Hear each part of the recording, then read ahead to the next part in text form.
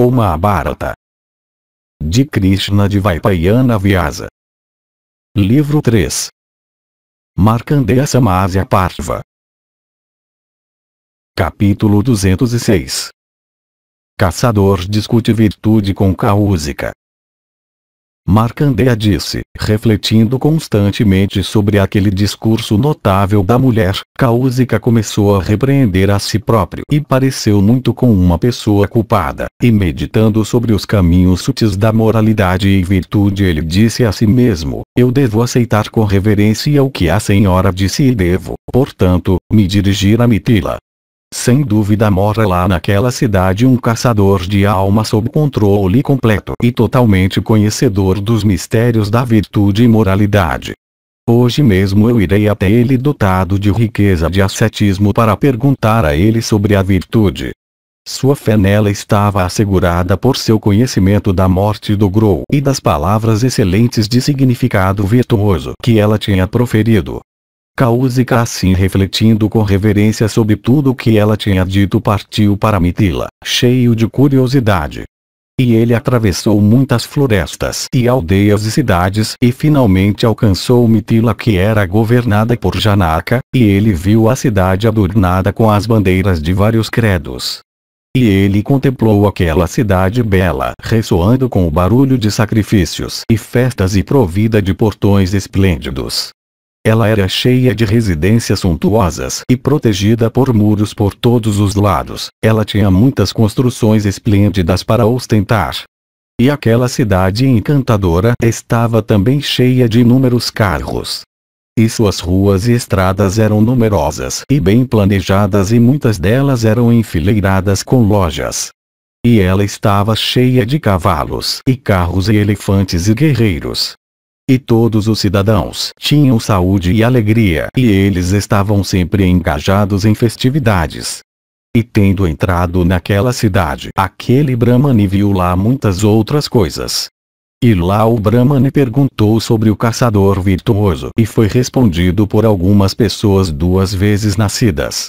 E se dirigindo ao lugar indicado por aqueles regenerados, o Brahmane viu o caçador sentado em um açougue, e o caçador asceta estava então vendendo carne de veado e de búfalo, e, por causa da grande afluência de compradores reunidos em volta do caçador, Kausika permaneceu a uma distância.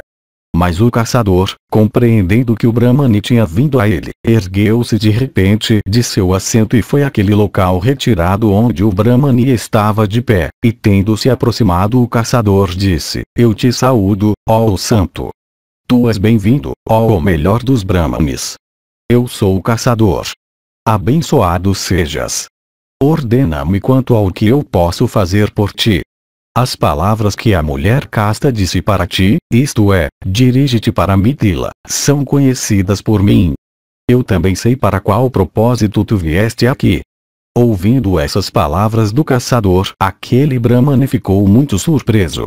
E ele começou a refletir interiormente, dizendo: este, de fato, é o segundo prodígio que eu vejo.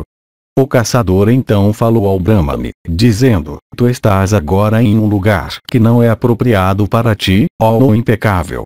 Se te agradar, vamos para a minha residência, ó santo.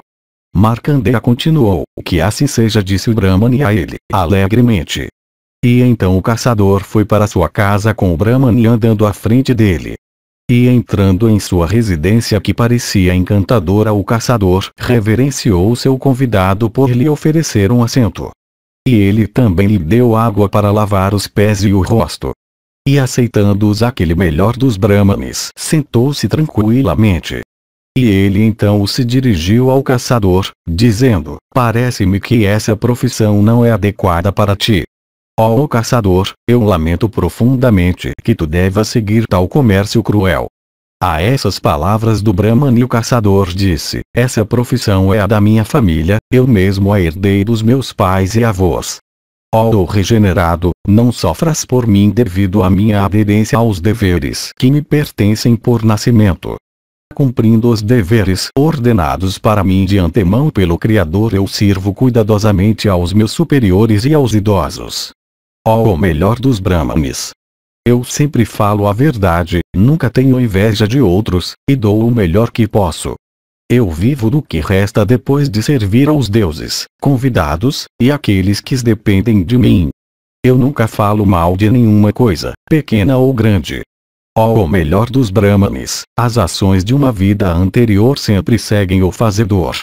Neste mundo há 3 profissões principais, isto é, agricultura, criação de gado, e comércio. Em relação ao outro mundo, os 3 Vedas, conhecimento, e a ciência de moralidade são eficazes. Servir as outras 3 classes foi ordenado como o dever do Sudra.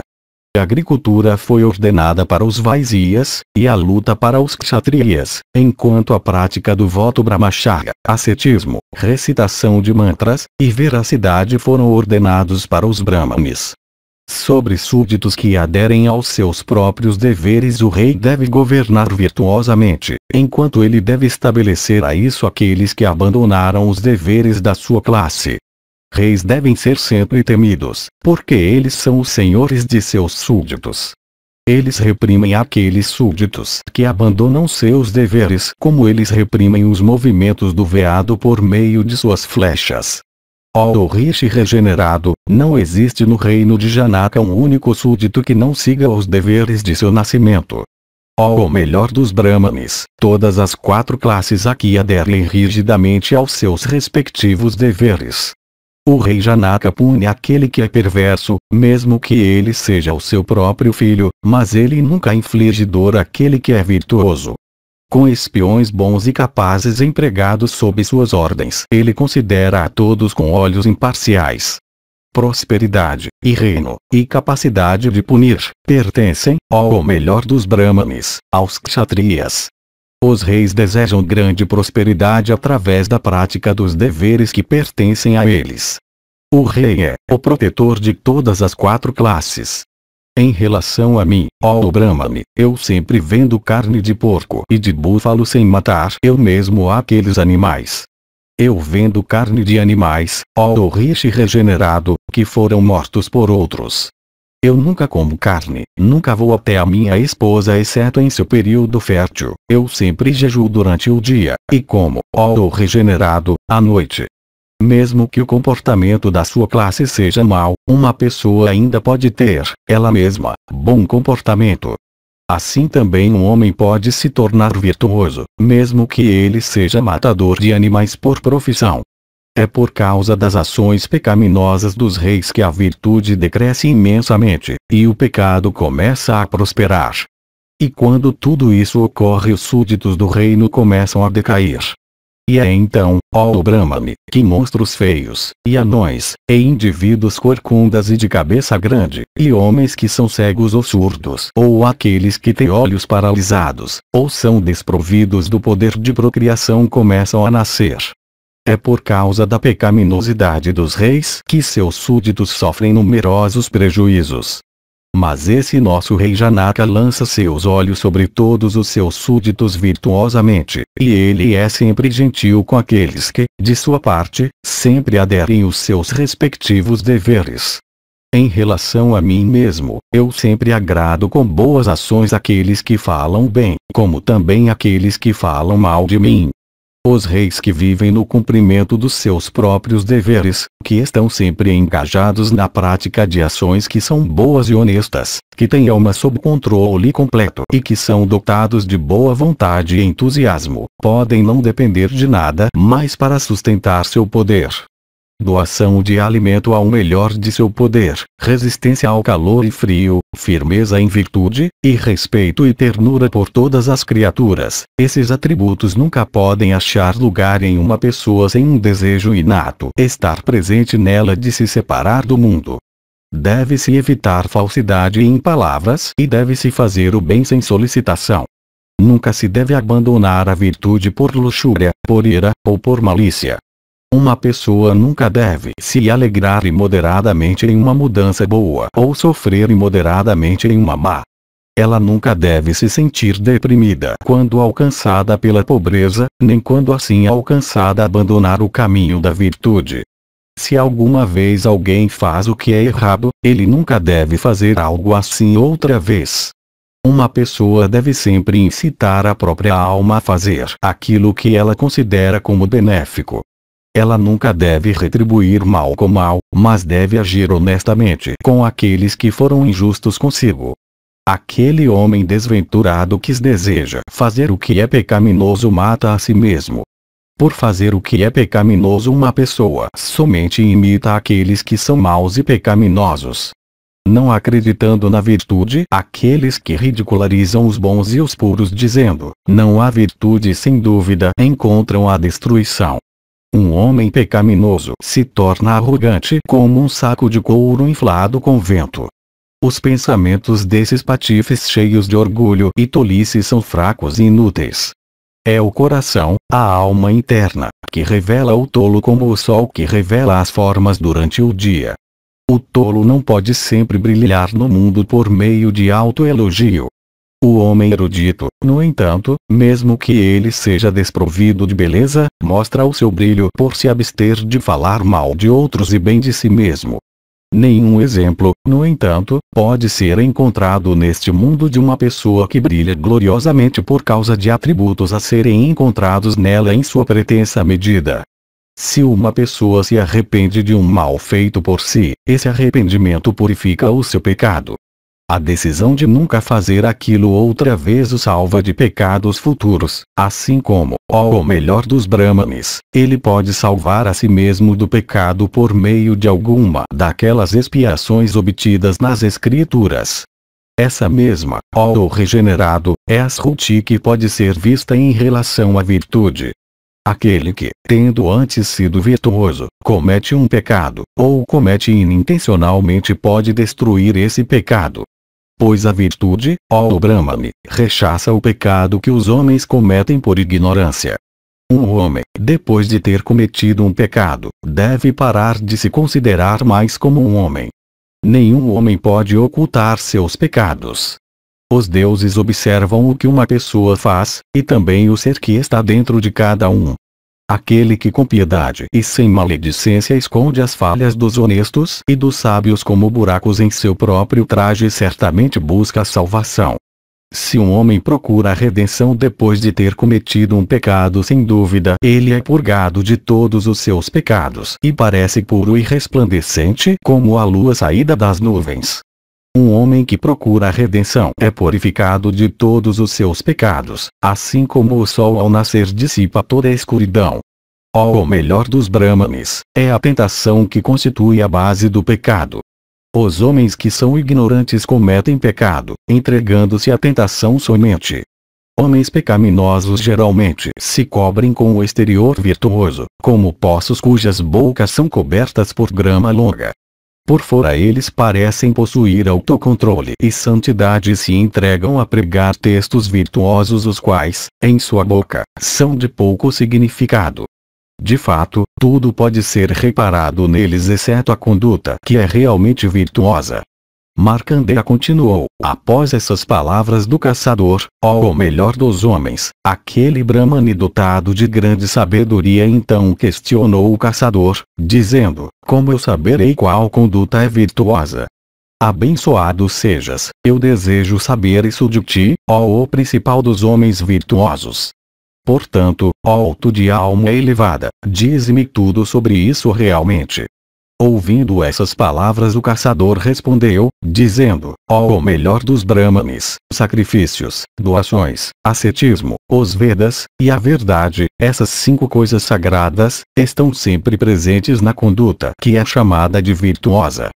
Tendo subjugado luxúria, avareza, orgulho, cólera, e desonestidade, aqueles que têm alegria na virtude porque ela é virtude são considerados como realmente virtuosos e dignos da aprovação das pessoas que são virtuosas.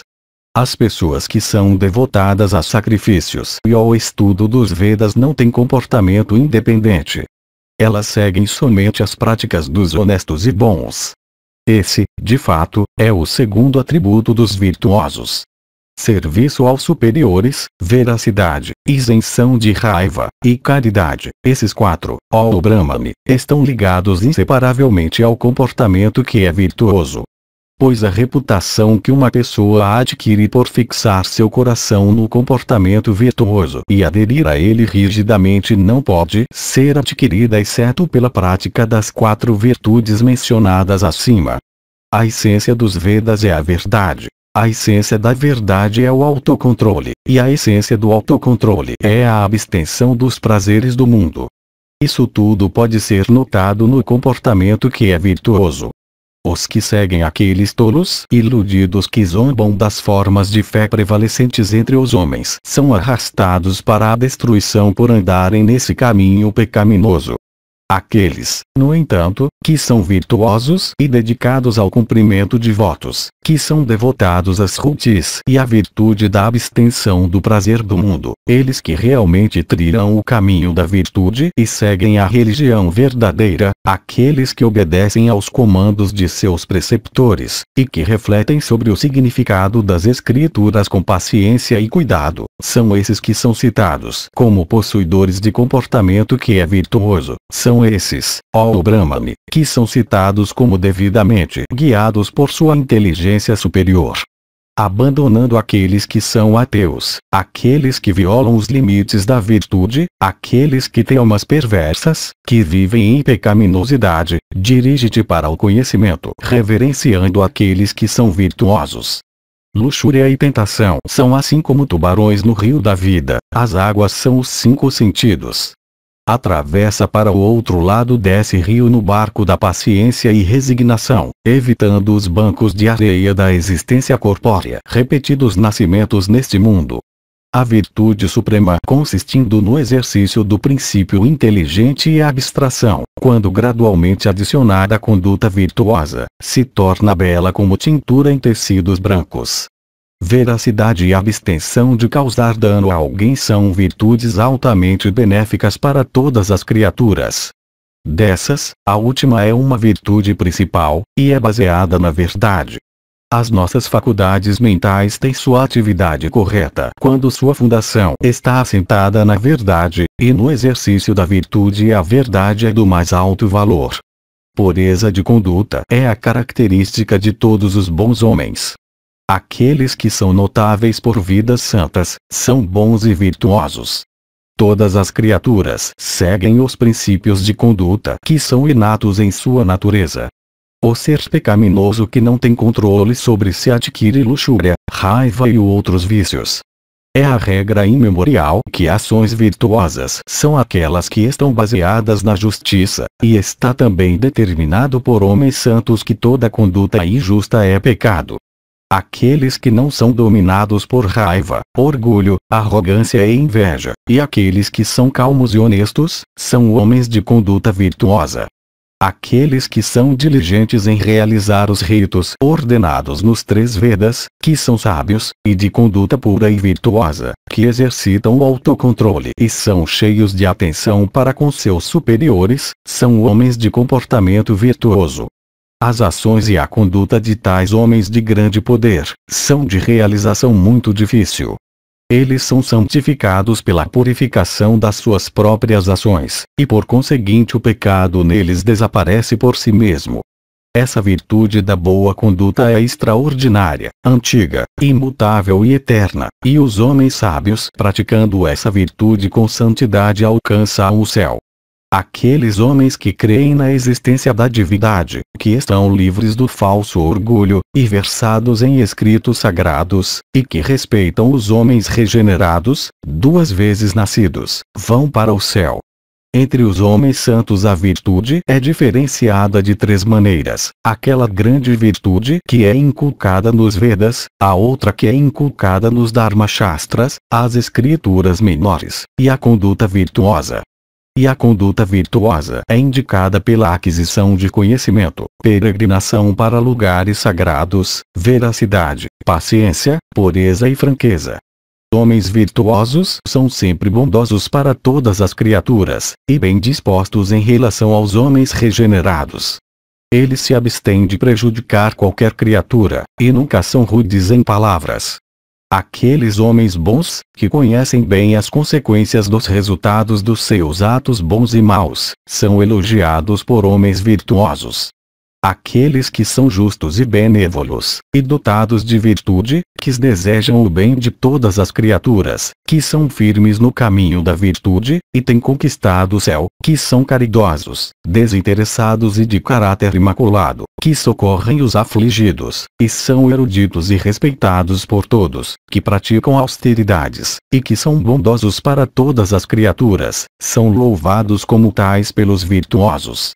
Aqueles que são dispostos caridosamente obtêm prosperidade neste mundo, como também as regiões de bem-aventurança após a morte.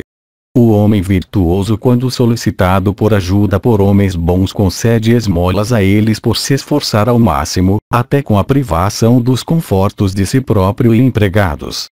Homens bons que têm um olhar vigilante para o seu próprio bem-estar, como também para a virtude e os caminhos do mundo, agem dessa maneira e assim crescem em virtude por eras intermináveis.